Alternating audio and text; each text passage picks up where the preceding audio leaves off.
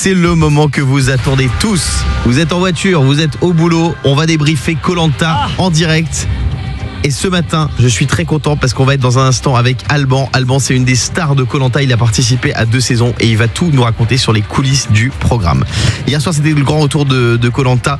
Et on a découvert Frédéric, c'était hier soir sur TF1 évidemment, qui est commercial et qui est un fou furieux de sport, Fred. Alors vous allez me dire quel sport? Le free fight, l'escalade, le marathon? Non, c'est un déglingo, Fred. C'est bien plus violent que ça ce qu'il fait. Écoutez. Je m'appelle Frédéric, j'ai 33 ans, j'habite dans les Hauts-de-Seine et je suis directeur commercial dans une société de conseil. Je suis quelqu'un de très joueur, notamment déjà le sport. J'adore tout ce qui est jeux de société. Avec Marie, ma future femme, on adore faire des escape games. C'est vrai que le Cluedo, c'est un sport, hein. Mais parce que comme c'est la stratégie Koh-Lanta, c'est pas nul comme idée de prendre des mecs comme ça. Non, j'aime bien. Est-ce que vous aimez la Zumba? Oui. On adore. Alors vous allez adorer Anne-Sophie. Ah oui, c'est la prof de Zumba. C'est une candidate de cette nouvelle saison qui est prof de Zumba, effectivement. Et le souci avec elle, c'est qu'elle fait pas Koh-Lanta. Elle fait que Lanta. Elle a un peu de mal à prononcer le nom de l'émission. Je suis une battante, je suis une guerrière. Koh-Lanta, c'est aussi pour mes copains et je veux qu'ils soient fiers de moi. Tout le monde me dit que je suis une warrior, je bouffe la vie à pleines dents et Koh-Lanta, c'est pour moi. Koh-Lanta, j'adore. Et justement, on est avec une des stars de Koh-Lanta. C'est Alban qui est là. Salut Alban.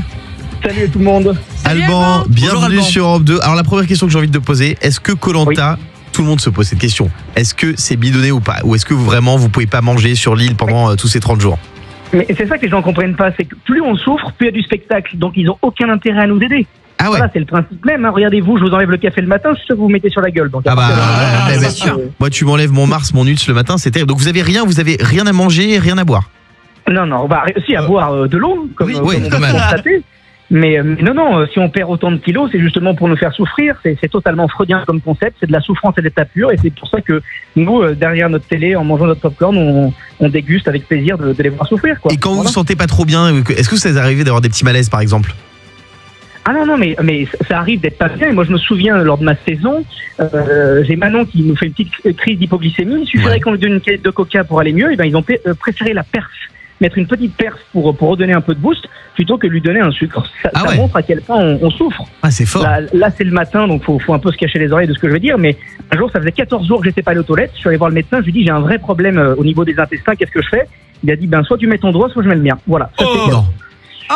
C'est incroyable. Oula. Ah non mais il nous révèle les coulisses de Koh-Lanta. Non mais c'est très fort ce que tu dis. Je sais pas que c'était aussi dur que ça. Alors il y a une autre question que je me pose, que tout le monde se pose aussi. Est-ce qu'il y a des rapprochements dans Koh-Lanta? Est-ce que ça se pécho un peu? Alors, pour les gens qui sont crades, peut-être, mais j'en ai jamais côtoyé de gens vraiment crados. Donc, s'il doit se passer quelque chose, c'est peut-être le premier jour, mais sinon jamais. Je veux dire, faut imaginer l'odeur. Mais t'as fait 2 fois le programme. T'as déjà entendu des trucs, Alban? Ah, mais les trucs qu'on entend, ils se passent toujours après, parce qu'après on se voit, il y a des hôtels, enfin c'est un peu sympathique. Mais pendant, il ne s'est jamais rien passé. Ou en tout cas, je devais dormir à point fermé. Mais non. Diane. Ça, c'est une légende.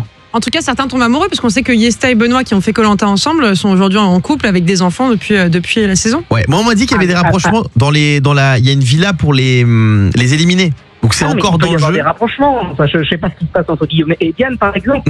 Quand on travaille ensemble et quand on est extrêmement proche, évidemment qu'au bout d'un moment il se passe des choses. La différence, c'est que vous lavez les dents tous les matins et vous êtes. Alors moi oui, Diane non. Fabien. Non, moi j'avais entendu une rumeur, mais voilà, je voulais savoir. C'est Alban. Il paraît que ça. À prendre avec des pincettes. Derrière 2 palmiers, il y avait un buffet de flunch. Ça t'es sûr que tu. Alors hier, t'as regardé Koh-Lanta, j'imagine, hier soir. Évidemment. Est-ce que tu as bien aimé Quentin? Quentin, pour moi, c'est une des stars du programme. Le mec, il a vécu plus de choses au monde en un temps record. Je pense qu'à la base, il voulait faire Secret Story, mais il s'est trompé de porte. Il a fini dans Koh-Lanta. Écoutez, le CV du mec, c'est dingue. Je m'appelle Quentin, j'ai 26 ans. J'ai toujours été en avance sur les autres. À 16 ans, j'ai commencé à travailler. J'ai pris mon appartement à 17 ans. J'ai acheté quand j'avais presque 19 ans. Et j'ai été papa à 23 ans. À 19 ans, j'ai eu un accident de moto. J'ai été placé dans le coma pendant 2 semaines. En 2020, j'ai été victime d'une agression. Pendant que je déposais ma fille chez la nourrice, un fou m'a planté un cutter dans le bas-ventre. Je suis un survivant. Oh la vache. Ah oui, c'est incroyable. Ah oui, il a un parcours de malade, le mec. C'est fou ça. Oui, c'est un appel d'urgence à lui tout seul. Hein. C'est ça. Yannick. Surtout la fin du portrait, je suis un survivant. On dirait vraiment un secret de Secret Story. Oui, Alban. J'ai cru comprendre qu'il voulait concurrencer Oussama Hamar, apparemment. Oui, on dirait les vidéos motivation sur Instagram, c'est magnifique. Voilà. Alban, apparemment, il a écrit le dernier single de Rihanna. Oui, pardon. Est-ce qu'il y a des trucs que la production nous montre pas à l'antenne, honnêtement? Ah oui, tout le côté, on souffre beaucoup plus que ce qu'on montre. Ah ouais? Ça doit rester un programme familial, mais en fait, on montre pas quand on a des piqûres qui s'infectent, on montre pas quand il y a les rats qui nous grignotent un peu les pieds pour voir si on est vivant. Je crois qu'on se rend pas compte.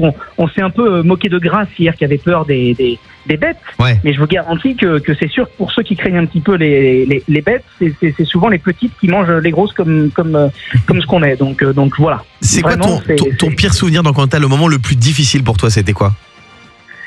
Le pire souvenir, ça c'est bête ce que je vais dire, mais c'est l'élimination, parce que c'est des choses qui sont compliquées. Ensuite, il y a d'autres personnes qui vous parleront de la pluie, d'autres personnes qui vous parleront de la faim, mais c'est vrai que paradoxalement, c'est notre côté sadomaso qui fait qu'on a envie de rester et de souffrir, parce que ça reste une aventure unique et exceptionnelle à vivre. Yannick.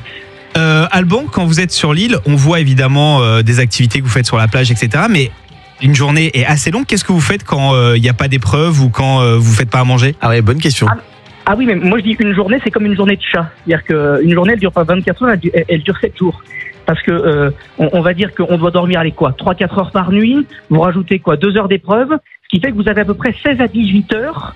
J'ai fait un bac L, donc ça se trouve j'ai mal compté, mais 16 à 18 heures où vous vous ennuyez et où vous racontez un petit peu votre vie. Et donc c'est vrai que le temps est long et c'est pour ça que vous cogitez énormément sur votre vie, sur l'après. Attention, c'est comme le 31 décembre. Quand on revient en France, on a plein de bonnes intentions par rapport à notre famille, nos amis, le téléphone, mais c'est vrai qu'on est vite rattrapé.